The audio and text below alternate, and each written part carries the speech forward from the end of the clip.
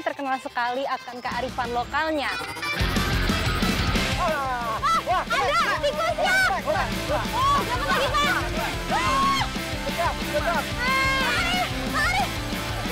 Dapat, Pak! Dapat. Wah, ini dia gendon. Wah, slide.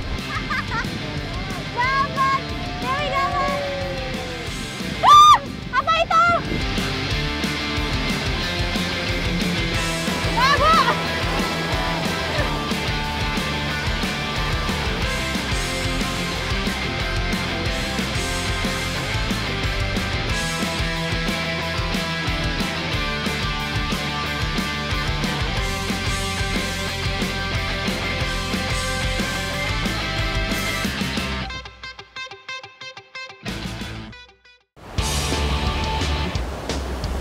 Pantai selatan yang membentang di sepanjang Pulau Jawa menyuguhkan pemandangan indah dan juga hasil pesisir yang melimpah.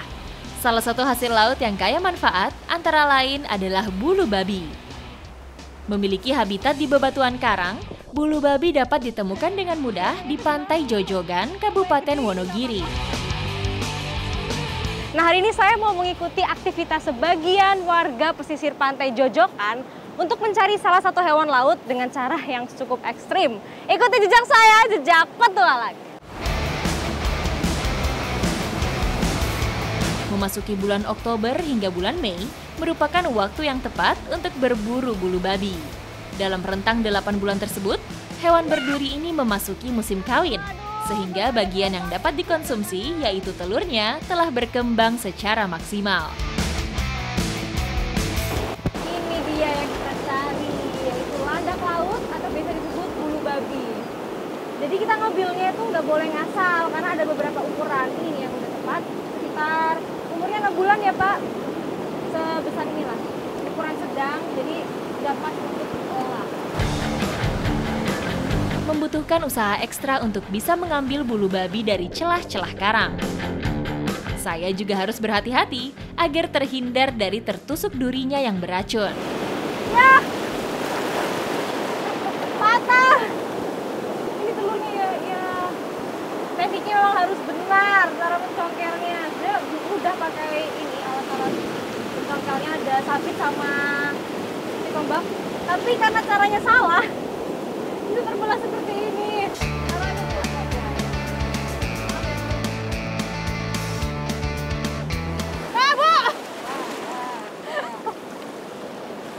Ini luar biasa ekstrim loh ya, karena karakter ombak di Pantai Jojokan ini besar sekali, menabrak batu langsung mengempas kita. Jadi memang harus hati-hati mencari bulu babi di sini. Jadi harus pandai-pandai melihat situasi sebelum melanjutkan pencarian.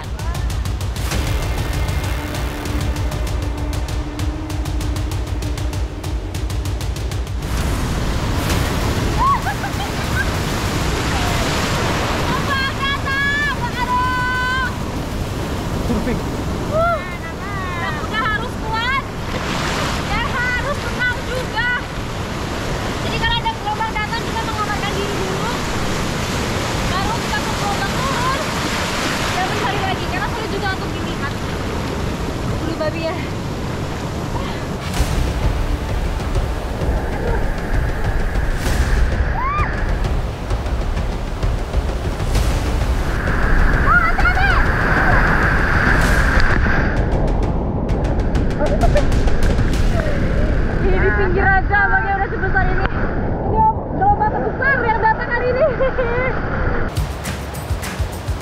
Pantai yang masih tersembunyi seperti ini merupakan lokasi ideal untuk menemukan beragam biota laut. Apa itu, Pak? Tripang. Oh, tripang. Ternyata selain persediaan bulu babi yang melimpah, di sini juga ada tripang. Memang di pinggir-pinggir sini juga ada ya, Pak? Ada. Salah dapat tripang kita. Kita kumpulkan juga ya, Pak? Bisa? Ini bisa dimakan kan? Bisa. Teripang atau timun laut merupakan kerabat dari bulu babi. Meskipun lunak, kulitnya dibalut zat kapur dan memiliki duri kecil. Kandungan proteinnya yang tinggi membuat teripang banyak dicari untuk jadi sumber lauk bagi masyarakat pesisir.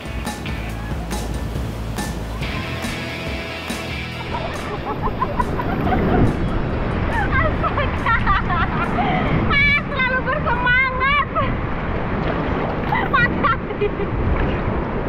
Selalu bersemangat ini hari bulu babi. Saya fokus dari bulu babi, Papa cari teripang. Kebalik saya. Aduh. Setelah terkumpul cukup banyak dan kondisi laut sudah kembali pasang, kami memutuskan untuk kembali ke tepian dan mengolah hasil tangkapan kami.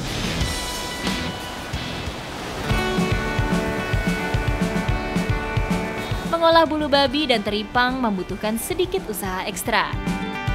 Bagian yang dapat dikonsumsi, yaitu gonat dari bulu babi, terlindungi oleh cangkang yang keras dan duri-duri tajam.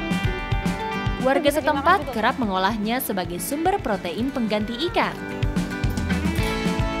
Nah, ini dia bulu babi dan teripangnya mau kami masak. Ditumis, Bu ya? Ditumis, tapi sebelum ditumis, teripangnya harus direbus dulu sama Pak Giarno. Saya bantuin Bu Marmi congkel-congkelin isi dari bulu babi. Tapi ini harus hati-hati ya, karena yang kita ambil harus yang kuningnya saja. Yang hitam-hitam ini adalah kotorannya. Dibuang ya, Bu. Di Indonesia sendiri, bulu babi belum menjadi sumber protein favorit. Berbeda dengan orang Jepang yang sudah memanfaatkannya sebagai bahan sushi atau sashimi. Ini saya mau nyobain kalau yang belum dimasak kayak gimana rasanya.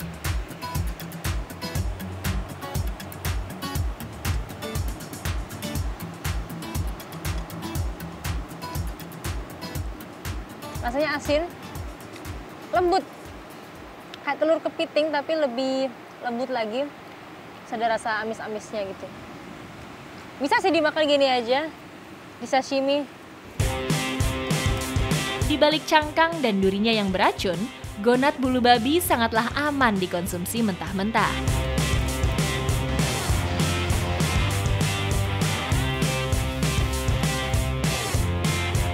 Wah, akhirnya sudah matang juga ini teripang dengan tumis bulu babi.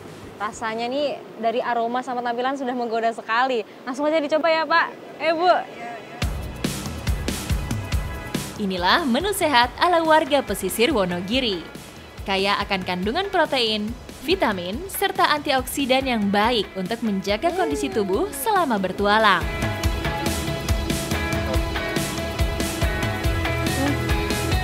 Ini baru pertama kali saya makan teripang. Ternyata kenyal-kenyal banget. Teksturnya kenyal tuh sampai ke dalam itu agak sedikit keras seperti tulang ayam yang muda gitu. Enak sih, apalagi bumbunya meresap, ditambah rasa dari bulu babinya itu setelah meresap ini ada aroma dan rasa laut yang khas. Enak banget. Di balik cita rasanya yang nikmat, keberadaan bulu babi dan teripang juga memainkan peran penting bagi ekosistem laut. Jadi harus bijaksana dalam memanfaatkannya.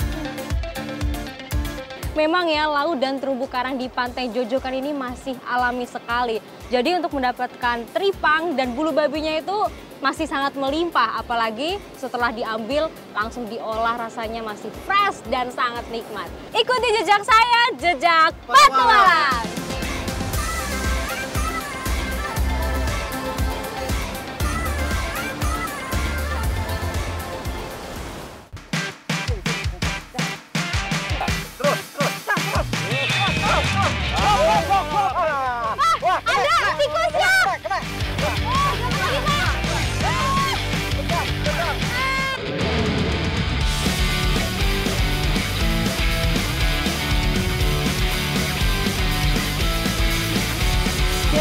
Sebutan Indonesia sebagai negara agraris bukanlah isapan jempol belaka. Salah satu sentra penghasil padi di Jawa Timur adalah Kabupaten Ngawi. Memiliki hasil produksi mencapai 818,62 ribu ton tiap tahunnya. Petani selalu menjaga hasil panennya. Bentuk nyata masyarakat Ngawi dalam menghindari gagal panen adalah dengan mengandalkan sinergi antar petani. Ngawi Ngawi ini terkenal sekali akan kearifan lokalnya. Nah, hari ini saya mau mengikuti aktivitas masyarakat setempat untuk membasmi hama sawah yang biasa disebut gropyoan. Gropyoan adalah sebutan masyarakat Ngawi untuk perburuan tikus di areal persawahan yang dilakukan beramai-ramai. Cara perburuan tradisional ini merupakan salah satu solusi untuk menghindari penggunaan racun atau jebakan listrik yang membahayakan manusia dan lingkungan.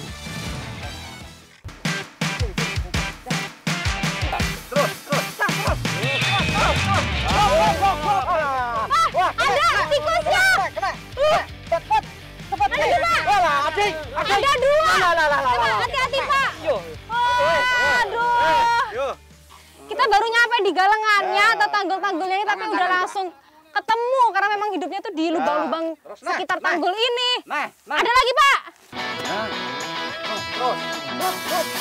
Dapat lagi, Pak?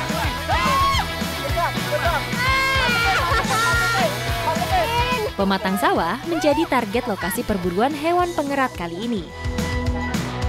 Tikus-tikus sawah biasa bersarang di dalam lubang untuk menghindari bahaya dari predator lainnya, seperti ular dan burung hantu. Susah juga, ternyata ada jenis lubang yang ke bawah juga, itu menandakan bahwa itu yuyu atau kepiting. Lubangnya sama, besar itu sama, cuman dia mengarah ke bawah. Kalau tikus tuh ke samping-samping. Selain arah sarang yang berbeda, terdapat tanda lain yang dapat menjadi penunjuk. Terdapat remah-remahan sisa makanan di lubang pintu sarang tikus, menandakan bahwa sarang itu baru saja dihuni dan belum ditinggalkan oleh penghuninya. Ini lubangnya itu sampai ke dalam-dalam, makanya harus digancau dulu, dipukul. Kita nyari terus sampai dapat, tapi ini nggak ketemu-temu. Lincah banget ya, Pak.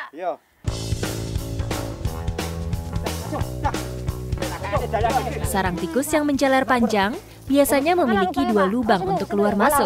Ketika kami kalah cepat, tikus dapat kabur melalui lubang kedua. Pencegahannya dengan mengawasi dan menutup seluruh lubang tikus terlebih dahulu. Oh, bocah wis gak dinggoni ronge. Wes ngalinggon. Wah, pinter tikose iki. Lah. Wes. Tikusnya pinter. Pinter ram tikose. Kita masih kalah pinter dan kurang cekatan ya. Dan emang biasa nyarinya tuh siang-siang kayak begini. Karena tikus itu kan hewan nokturnal. Jadi waktu malam hari mereka cari makan dan siang-siang ini waktunya tidur. Tapi kok masih susah juga ya dicari. Tetap semangat. Sebagai hewan nokturnal yang beradaptasi dengan lingkungan minim cahaya, tikus memiliki indera penciuman dan pendengaran yang tajam. Meskipun perburuan dilakukan di siang hari, tikus tetap memiliki keunggulan dibanding manusia. Wah, lagi.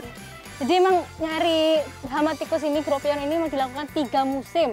Waktu sebelum tanam, pada saat sebelum panen seperti ini, dan pasca panen. Dan ini memang sangat merugikan sekali ya, karena bisa merusak padi sekitar 20% sampai 50% per tahunnya. Tikus merupakan binatang yang sangat ekspansif karena siklus perkembangbiakannya yang singkat. Jumlah anak yang dihasilkan sepasang tikus bisa mencapai 12 ekor, sehingga dapat merusak padi secara masif. Nah, besarkan. Itu. Mana? Waduh.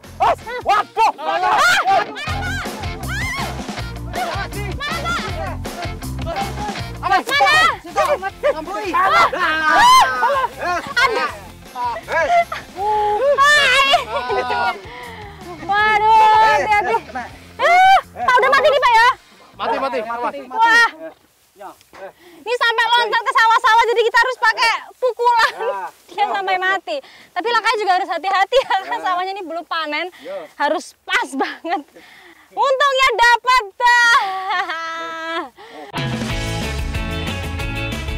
Tak hanya merusak tanaman padi saja, hewan pengerat juga merupakan sumber penyakit. Tikus dapat menyebabkan 35 penyakit berbahaya pada manusia.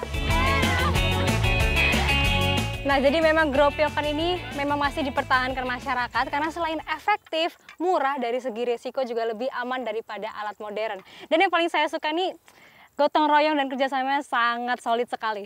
Ikuti jejak saya, jejak petualang.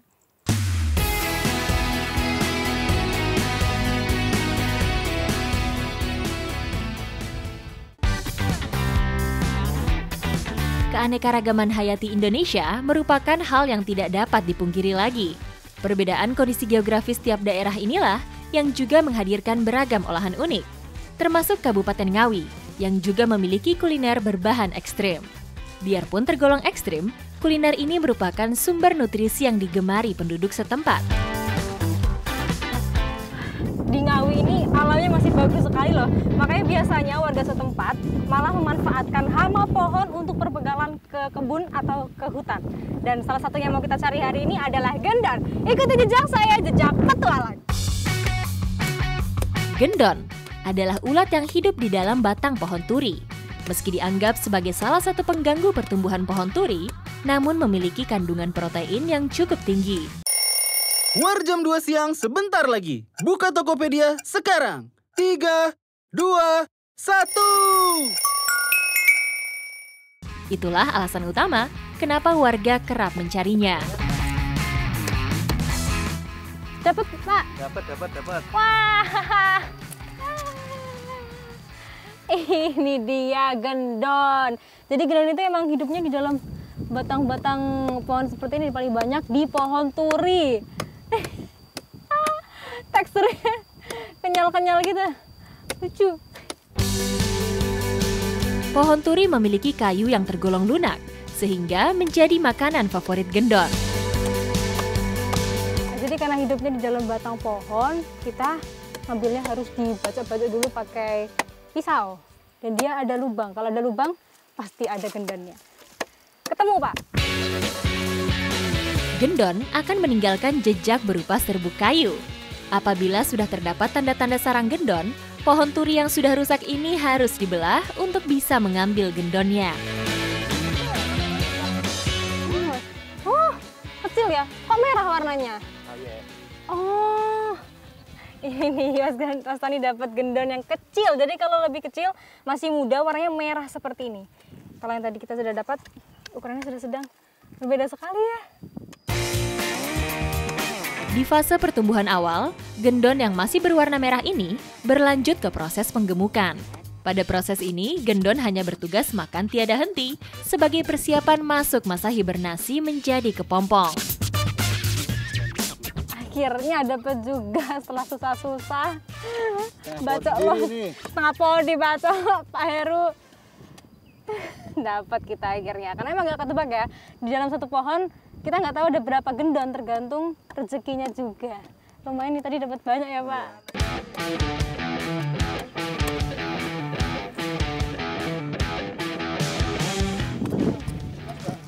Oh Mas Tani dapat lagi. Wah, ini kayaknya gendonnya udah lumayan cukup lah untuk perbekalan ke hutan jati.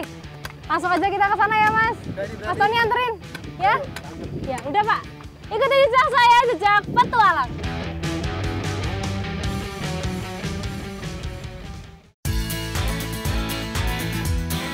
Kuliner unik khas Ngawi tidak hanya berasal dari ulat turi saja. Di hutan jati ini, saya bertemu dengan beberapa masyarakat yang sibuk mencari jamur selo untuk diolah menjadi kuliner yang tidak kalah nikmatnya.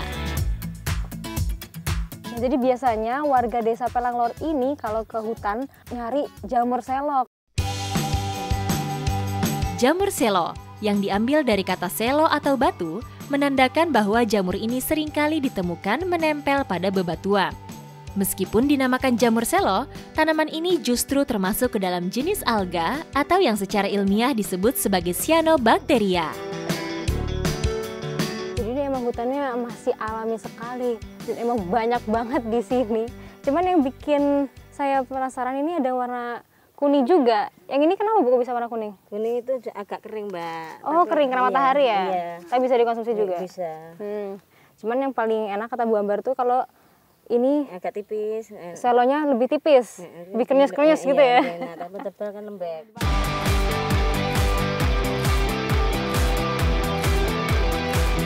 Konsumsi bisa dijual juga? Bisa.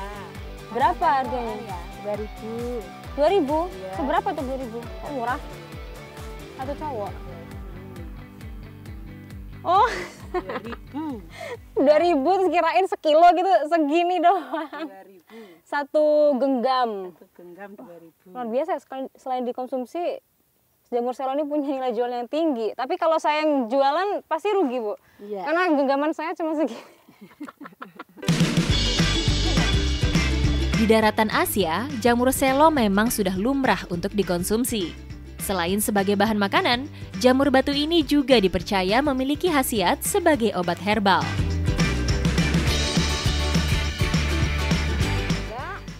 Enggak, Bu. Oh iya, ayo Bu, sana Bu. Ada jamur lagi. Mana, Bu? Sini. Jamur apa ini? Jamur kuping, Mbak. Kalau di sini namanya. Jamur kuping. Iya. Ah, ternyata kita nemuin jamur kuping juga karena memang di sini hutannya lembab, terus pohonnya ini lapuk ya, Bu. Iya, Jadi iya, jadi lapuk. habitat yang pas untuk jamur kuping ini.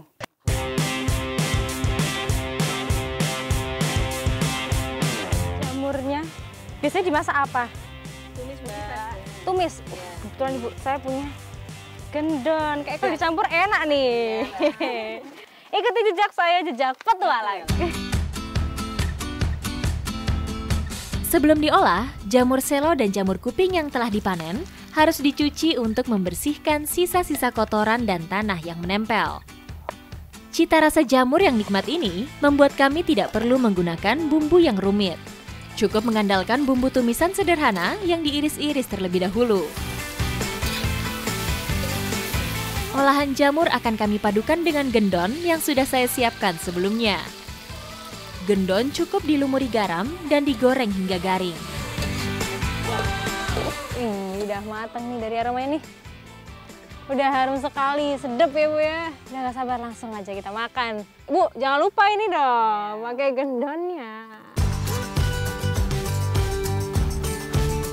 Gendon memang merupakan sumber protein yang bagus, namun harus bijak dalam mengonsumsi ulat ini. Bagi tubuh yang tidak tahan dengan protein tinggi, akan memiliki efek samping gatal-gatal hingga sesak nafas. Gurih.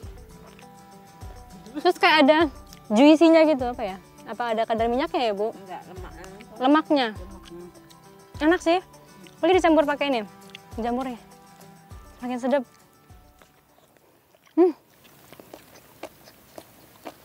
Mantap. Enak ternyata.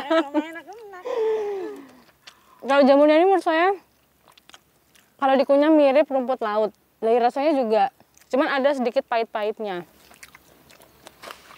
Kalau si gendon ini, ya ada asin, gurih, apalagi tadi tambah garam.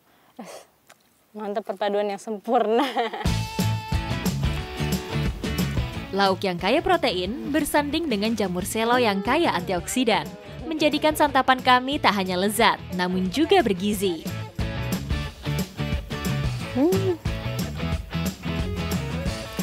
Enaknya tuh gini ya, hidup di desa, hutannya masih asri, alami. Jadi kalau kita lagi di kebun apa di hutan, lapar, langsung bisa ngambil hasil alamnya untuk diolah. Ikuti jejak saya, jejak petualang.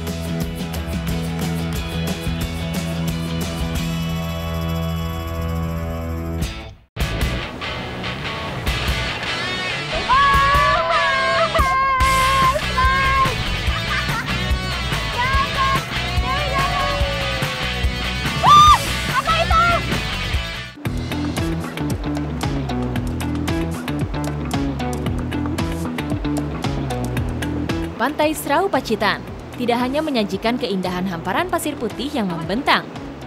Jajaran angler tebingan menjadi pemandangan yang kerap kali ditemui ketika berkunjung ke pantai ini.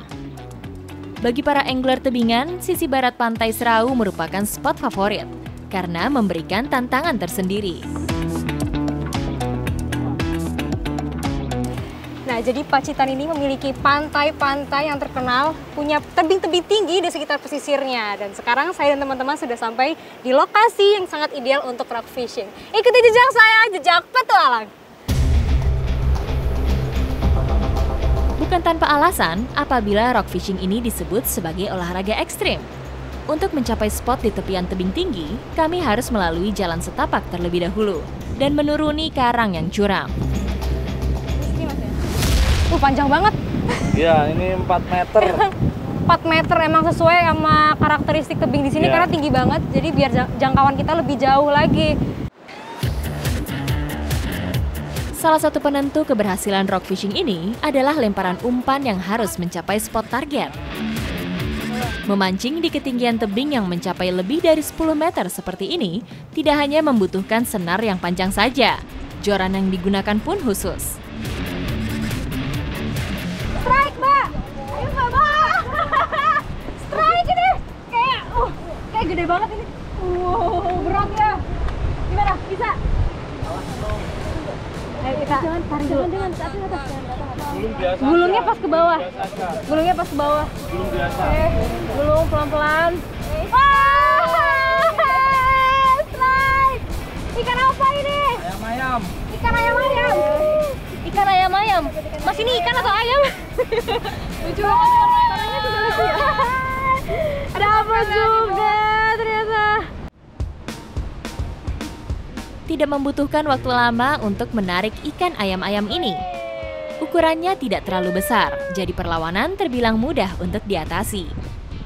Ikan ayam-ayam ini memang menjadi salah satu target rock fishing karena habitatnya yang berada di karang-karang. Jadi kesulitan mancing di sini tuh emang tebingnya setinggi sekitar 10 meter. Dan kalau ini senarnya nyangkut, kita harus turun ke bawah karena di bawah ini ada beberapa levelnya. Harus kita lepas ini tuh supaya sangkutannya terlepas. Oh, luar biasa sekali, belum lagi kalau ombaknya gede ya. Namanya juga mancing ekstrim memang kayak gini. Untuk menghindari kail tersangkut di karang, rock fishing dilakukan ketika ombak cukup tenang, yaitu saat air sedang surut. Perhitungan waktu juga harus memperhatikan karakteristik ikan yang agresif saat ada arus untuk memperbesar kemungkinan strike. Semangat yang tak kendor dan kesabaran kami membuahkan hasil. Nampaknya sekarang adalah momen ikan-ikan keluar untuk mencari makan, karena tak lama berselang giliran saya yang strike.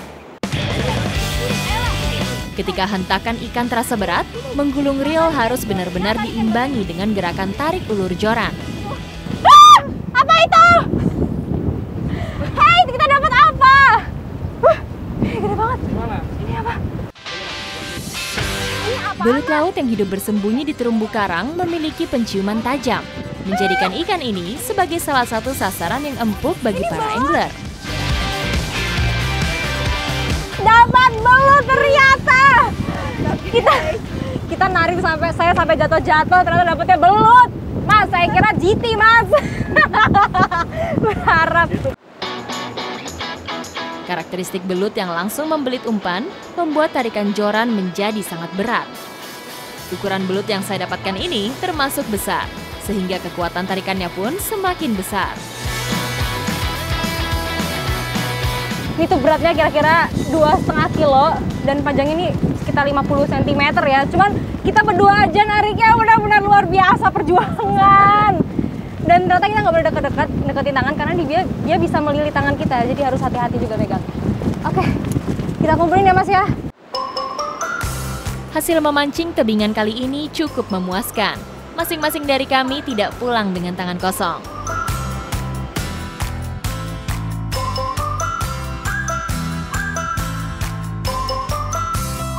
Nah, ini dia hasil tangkapan kita hari ini. Beragam sekali ya. Saya dapat yang paling besar, belut laut. Yayu dapat apa ya, Yu? Aku dapat ikan ayam-ayam nih. Ikan ayam-ayam. Warnanya Dewi ini bagus yang ya. paling imut dapatnya. Kakap merah. Gak apa, nanti kita berbagi nih punya saya. Kita anaknya masak apa nih hari ini?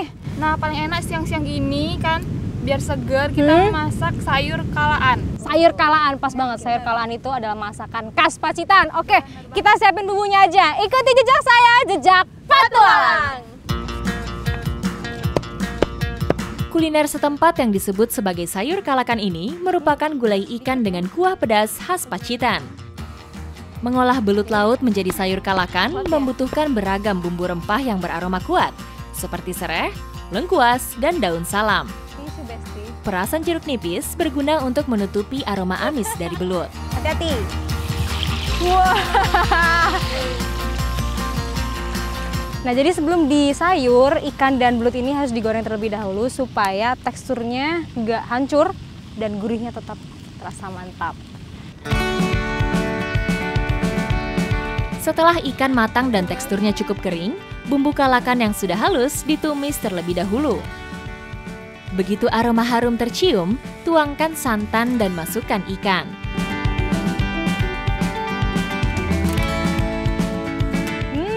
Sayur kalaannya udah jadi. Ini kalau dicium aromanya menggoda sekali. Udah nggak sabar ya, coba langsung aja kita coba. Menikmati ikan hasil jerih payah sendiri memang memiliki sensasi yang berbeda. Ini tuh pertama kalinya saya nyobain belut laut. Dan ternyata ketika diolah dengan resep khas Pacitan rasanya seenak ini.